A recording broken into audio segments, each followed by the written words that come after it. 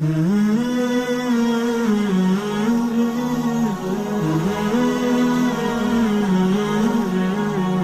مجید نے ایک اور واقعہ بہت اہتمام سے بیان کیا ہے کہ ابراہیم علیہ السلام جب ہجرت کر کے چلے گئے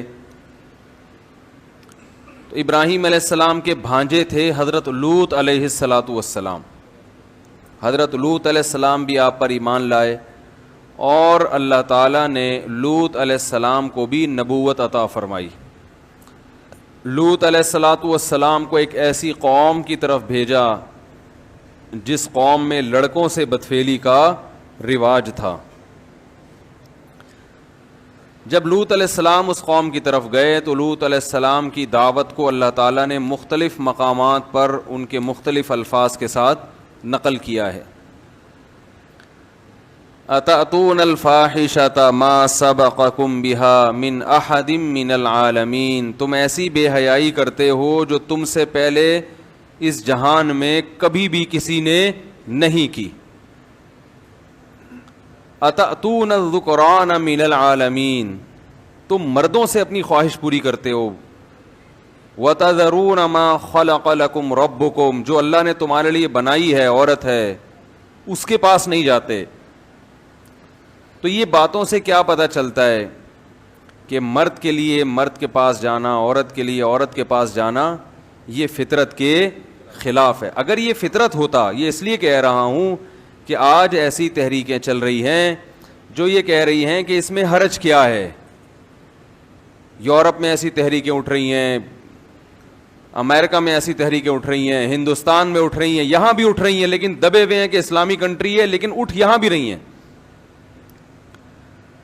اور ان کی سب سے بڑی دلیل یہ ہوتی ہے کہ اس میں حرج کیا ہے. پہلی بات تو یہ خوب سمجھ لیں کہ ہر برے کام کو دلیل کے ذریعے بیان کرنا ممکن نہیں ہے. ہر برائی کو اگر کوئی اللہ نہ کرے یہ بحث شروع کر دے کہ بہن سے نکاح میں کیا حرج ہے، تو دلائل سے ثابت کر سکتے ہیں؟ کوئی دلائل سے ثابت کر سکتا ہے؟ جب کوئی کسی سے بحث کرے کہ بھئی بہن سے نکاح کرنا، اللہ نہ کرے معاذ اللہ محرم رشتوں سے کوئی نکاح کرنا چاہے، تو آپ اسے دلائل سے کیسے قائل کریں گے وہ کیوں غلط ہے؟ یہ تو آپ کہیں گے غیرت کے خلاف ہے. وہ کہہ رہے غیرت کیا ہوتی ہے؟ آپ کے غیرت ہو رہی ہے مجھے نہیں ہو رہی. تو اس کا حل کیا ہے؟ ایک تھپڑ زور سے اس کے بولو بھائی لگایا جائے، اس کو سزا دی جائے، اس لیے کہ انسانی فطرت اس کو قبول نہیں کرتی. بہت سے سافٹ ویئر اللہ نے انسان میں ایسے انسٹال کر دیے ہیں جو برے کام کے وقت خود ہی الارم دینا شروع کر دیتے ہیں. ہاں اگر کوئی برا کام کرتا رہے تو وہ پھر اس کی مشین ہی خراب ہو جاتی ہے اندر سے، وہ الارم دینا بند کر دیتی ہے. تو کچھ چیزیں اللہ نے ایسی بنائی ہیں کہ کافر بھی ان کو فطرتاً پسند نہیں کرتا، کافر بھی پسند نہیں کرتا. تبھی آپ دیکھو آدم علیہ السلام کے زمانے سے لوط علیہ السلام تک کا زمانہ پتہ نہیں کتنے ہزار سال کا ہے، اس میں بڑے بڑے جرائم دنیا میں ہوئے، قتل و غارت بھی ہوئی، زنا بھی ہوا، شرک بھی ہوا، مگر کسی نے بھی ایسا جرم نہیں کیا کہ مرد نے مرد سے بدکاری کی ہو، لڑکے نے لڑکے سے بدکاری کی ہو. یہ جرم کائنات میں کبھی ہوا ہی نہیں، کیونکہ اللہ نے انسان کی اس طرف رغبت رکھی نہیں ہے. جرم تو وہ ہوگا نا جس طرف دل چاہے گا. جرم تو اسے کہتے ہیں کہ آپ کی اس کی طرف طبیعت بولو بھائی مائل ہو. طبیعت مائل ہی نہیں ہوتی تو وہ کیوں کرے گا؟ اس سے صاف پتہ چلتا ہے کہ اگر یہ اس میں ذرا سا بھی فطرت کا عنصر ہوتا تو لوط علیہ السلام کے زمانے سے پہلے بھی تو کوئی یہ کام کرتا نا.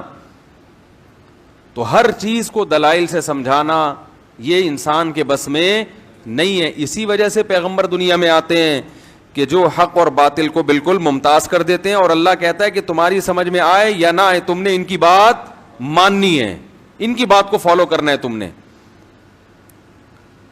ورنہ یہ صرف بہن سے نکاح نہیں، پھر تو معاذ اللہ بیٹی سے نکاح بھی معاشرے میں شروع ہو سکتا ہے، اس کے بھی ناجائز ہونے کی کوئی دلیل نہیں ہے. تو آج کل یہ جو بہت زیادہ جو سیکولر قسم کے لوگ ہیں وہ اس چیز کو معاشرے میں پروموٹ کر رہے ہیں کہ اس میں حرج کیا ہے، اس کو بار بار منہ سے نام لیتے ہوئے برا لگتا ہے, یہ عمل اتنا گندا عمل ہے یہ کہ مرد مرد سے اگر اپنی خواہش پوری کرے, عورت عورت سے خواہش پوری کرے, تو اس میں حرج کیا ہے؟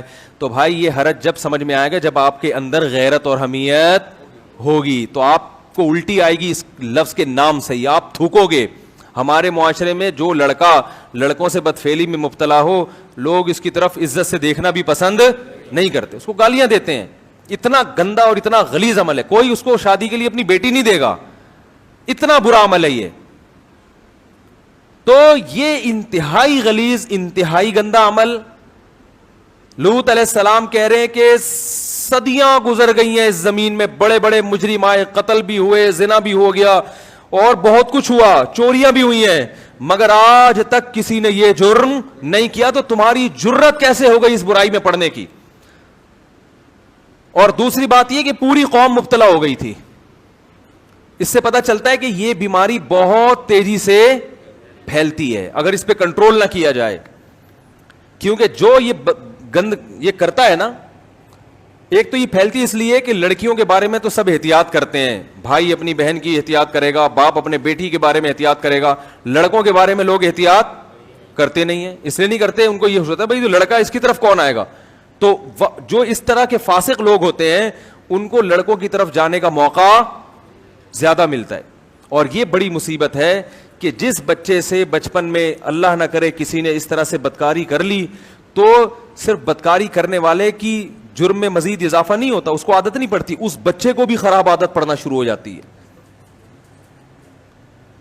اس کے بھی خراب عادت پڑنا شروع ہو جاتی ہے, وہ بچہ بھی خراب ہو جاتا ہے آہستہ آہستہ.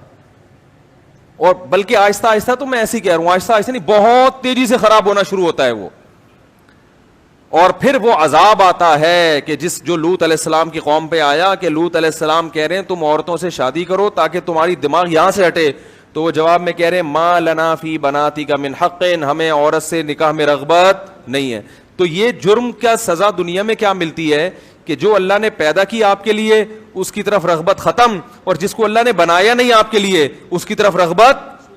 دیکھو جو ہیروئن اور چرس پیتا ہے اس کو شہد میں, زمزم میں اور جوسز میں جو اللہ نے ہمارے لیے پیدا کیا, انار کا جوس, انگور کا جوس, اس میں وہ مزہ آتا ہے. تو گند کا عادی ہو جاتا ہے انسان. تو یاد رکھو اسی طرح یہ جو اللہ معاف فرمائے لڑکوں سے بدکاری کا شوق ہے, سب سے پہلے اس کی پھٹکار کہاں آتی ہے؟ منہ پہ آتی ہے. سب سے پہلے چہرے کی رونق کیا ہوتی ہے؟ خراب. اور ہر لڑکے کو اسی گندی نیت سے دیکھتا ہے, وہ ہر لڑکے اسی گندی نیت سے دیکھتا ہے. یہ کسی سے مسافہ بھی کرے گا نا تو انسان کو اطمینان نہیں ہوتا کہ یہ پاکیزہ ذہنیت سے مسافہ کر رہا ہے یا حرام لذت حاصل کرنے کی کوشش کر رہا ہے. ایسی زندگی ہو جاتی ہے اس کی, ایسی زندگی ہو جاتی ہے. تو یہ کیوں اپنے آپ کو انسان گندا بنائے, کیوں اپنے آپ کو انسان گندا بنائے بھائی؟ لیکن اس گندگی میں پڑنے کے بعد اس کو اس گندگی میں وہی مزہ آتا ہے جو چرسیوں اور ہیروئنچیوں کو, ہیروئن اور چرس. اور اس کے لیے جو اللہ نے عورت کو بنایا اس عورت کی طرف رغبت جو اس کے لیے انار اور انگور کی طرح ہے. دیکھو شادی شدہ آدمی کے چہرے پہ رونق آتی ہے کہ نہیں آتی؟ جو کنوارے ہوتے ہیں نا عجیب سے پھیکے پھیکے, جب ان کی شادی ہو جاتی ہے لوگ کیسے کہتے ہیں دولہا کے ماشاءاللہ چہرے پہ کیسا نور ہے, ہوتا ہے نا, اور وہ نور بڑھتا ہی رہتا ہے. بڑھاپے کی وجہ سے انسان کے چہرے کی رونق ختم ہو جائے وہ ایک الگ بات ہے, لیکن ایک چہرے پہ رونق ہوتی ہے. شادی کے بعد انسان کی صحت اچھی ہوتی ہے, اور جو ہے بیوی کے چہرے, عورت کے چہرے پہ بھی رونق, دلہن کے چہرے پہ بھی, دولہا کے چہرے پہ بھی. تو یہ اللہ تعالیٰ نے جو سنت عمل ہے, جو ایک چیز انسان کی نیچر اور فطرت ہے, اس میں اللہ نے برکت رکھی ہے, اور جو فطرت کے خلاف ہے اس میں اللہ نے نحوست رکھی ہے. تو اپنے آپ کو اس گندگی سے بہت دور رکھو, بہت دور. اگر اللہ نہ کرے کسی کو اس برائی کی عادت پڑ گئی ہے تو یاد رکھو اگر یہ سوچ کے گناہ کر لیا نا کہ بعد میں عادت چھوٹ جائے گی, یہ نہیں ہوگا. جتنا اس برائی میں پڑو گے یہ عادت اتنا پختہ ہوتی چلی جائے گی. جس نے بچپن میں چھوڑ دی چھوٹ جائے گی. اور عادت چھوڑنے کا طریقہ کیا ہے؟ کسی لڑکے کی طرف جس کی طرف اس کو شبہ بھی ہونا کہ میرا دل مائل ہوگا, اس سے ایسے پردہ کرے جیسے عورتوں سے پردہ کیا جاتا ہے. نظر اٹھا کے نہ دیکھے, اس سے مسافت تک نہ کرے, اس سے تمام تعلقات ختم کر دے, اور جلد سے جلد کوشش کرے کس کی؟ نکاح کی. کیونکہ جب یہ نکاح کرے گا کچھ وقت کے بعد آہستہ آہستہ آہستہ آہستہ اس کے دماغ سے وہ فاسد خیالات ختم ہو جائیں گے. نکاح نہیں کرے گا نا تو قیامت آ جائے گی لیکن یہ برائی چھوٹے گی نہیں اس سے. تو جلد نکاح کرے اور لڑکوں کی طرف دیکھنا ختم کر دے. کوئی لڑکا اس سے آ کے ملتا ہے بڑے اچھے طریقے سے اور اس کا خیال ہوتا ہے کہ یہ بعض لڑکے عجیب مردانہ وجاہتی نہیں ہوتی ان میں, ہائے اللہ ہوئی اللہ کر کے مل رہے ہوتے ہیں وہ لوگ, یہ ہوتا ہے حقیقت بتا رہا ہوں. تو وہ ان میں مردانہ وجاہتی نہیں ہے, تو وہ یہ ہائے اللہ ہوئی اللہ والے پھر ان کو کیا کر دیتے ہیں اور برباد کر دیتے ہیں. تو ایسے لڑکوں سے اپنے آپ کو دور رکھے, بولے بھائی ادھر جا کے بیٹھا کرو, مجھے اس قسم کے آدمی پسند نہیں ہے. کیا ہے اللہ کر کے آگے مسافہ کر رہا ہے, ادھر بیٹھ, چل دفعہ یہاں سے, اس طرح سے بات کر کیا کرو. ان لوگوں سے اخلاق سے ہر جگہ اخلاق نہیں ہوتے. آپ اگر ان سے محبت سے اخلاص سے بات کرو گے اخلاق سے تو خواہشات کیا ہوں گی, بڑھیں گی.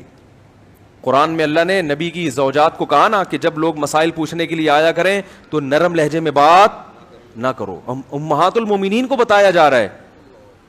تو اس طرح بھائی یہ ان کو بھی چاہیے کہ جس میں ذرا سے بھی یہ جذبات ہیں وہ کبھی بھی, اور جو لڑکے بلوغ کے قریب ہیں یا بالغ ہو چکے ہیں ان کو ابھی سے احتیاط کرنی چاہیے, کیونکہ جب انسان کا نکاح نہیں ہوتا, کنوارا ہوتا ہے, اس سے کسی بھی گناہ کی توقع کی جا سکتی ہے. تو وہ بھی اپنے آپ کو حفظ ما تقدم کے تحت بے ریش لڑکوں سے دور رکھیں. سمجھ میں آ رہی ہے بات کہ نہیں آ رہی؟ حضرت شیخ الحدیث مولانا زکریا رحمۃ اللہ علیہ, ان کے والد اتنی, پہلے زمانے میں والدین اپنے بچوں کی بڑی فکر کیا کرتے تھے, ٹین ایجز بچوں کی بہت فکر کرتے تھے کہ کہیں ایسا تو نہیں کوئی بندہ جا کے اس کو چیز دلا رہا ہو دکان سے, اس کے ساتھ بار بار صف میں آ کے کھڑا ہو رہا ہو, اس سے بے تکلفی سے بات کر رہا ہو, یہ ہمارے بچے کو خراب کر سکتا ہے. تو بچوں کی نگرانی ہوتی تھی. اب تو بچوں کی نگرانی نہیں ہو رہی, وہ لڑکیوں کے ساتھ گھوم رہے ہیں, لڑکوں کے ساتھ کہاں جا رہا ہے, بند کمرے میں ٹائم گزار رہا ہے, کوئی پوچھنے والا نہیں ہے. تو خراب ہو جاتے ہیں بچے اس طرح سے. حضرت شیخ الحدیث کہتے ہیں میں جب لڑکا تھا تو میں اگر صف میں کسی کے ساتھ کھڑے ہو کر نماز پڑھتا تھا, اگر اگلی نماز اسی کے ساتھ پڑھ لی نا تو میرے والد پوچھتے تھے کہ یہ تیرا کیا لگتا ہے کہ ہر نماز اسی کے ساتھ پڑھ رہے تھے. حالانکہ کتنے پرہیزگار تھے, کتنے پرہیزگار. فرماتے ہیں میرے والد پوچھتے تھے کہ دوبارہ اسی کے ساتھ کیوں کھڑا ہوا ہے بھائی, شبہ ہو گیا کہ دوستی تو نہیں ہو رہی. تو یہ بدگمانی نہیں ہے, یہ تربیت ہے. بات آ رہی ہے سمجھ میں؟ پھر نکاح کے قابل ہو جاؤ تو اس کا نکاح کراؤ. بھائی تمہاری بیوی ہے.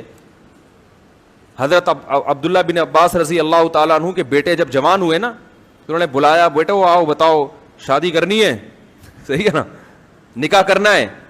ان کی کوئی رغبت نہیں تھی, فرمایا پھر ترغیب دی, بیٹا نکاح کر لو, اس لیے کہ اس سے انسان برائی سے بچ جاتا ہے. نکاح کر دے, وقت پہ نکاح ہو جائے نا, ان چیزوں سے انسان خود بخود بچ جاتا ہے, پھر جاتا ہی نہیں ان چیزوں کی طرف, دل ہی نہیں مائل ہوتا, پھر اس کو اتنی زیادہ احتیاط کی ضرورت بھی نہیں. لیکن ایک دفعہ عادت خراب ہو گئی تو پھر شادی کے بعد یہ عادت چھوٹتی نہیں ہے. یہ بتا دوں میں آپ, یہ ایسا گند چپکتا ہے نا جسم کے ساتھ کہ 4 بھی کر لو گے, اول تو کرو گے ہی نہیں, وہ آپ کو رغبت ہی نہیں ہوگی.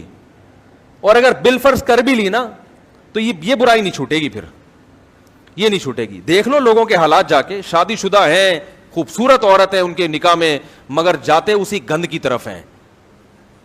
تو بھائی قرآن بار بار لوط علیہ السلام کا واقعہ, ایک جگہ نہیں بار بار اس لیے بیان کر رہا ہے کہ اللہ کو یہ لڑکوں سے بدکاری اور عورت کی عورت سے یہ عمل اللہ کو پسند, بہت نفرت ہے اللہ کو اس عمل سے. علماء کہتے ہیں زنا بھی بڑی گندی چیز ہے لیکن یہ عمل اس سے زیادہ گندا ہے.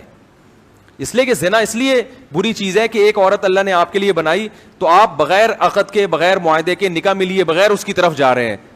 لیکن لڑکا تو اللہ نے آپ کے لیے بنایا ہی نہیں ہے, وہ تو ہے ہی نہیں اس کے لیے, اس لیے اس کی سزا. الہی تیری خاطر ہو, الہی تیری خاطر ہو, میرا جینا میرا مرنا الہی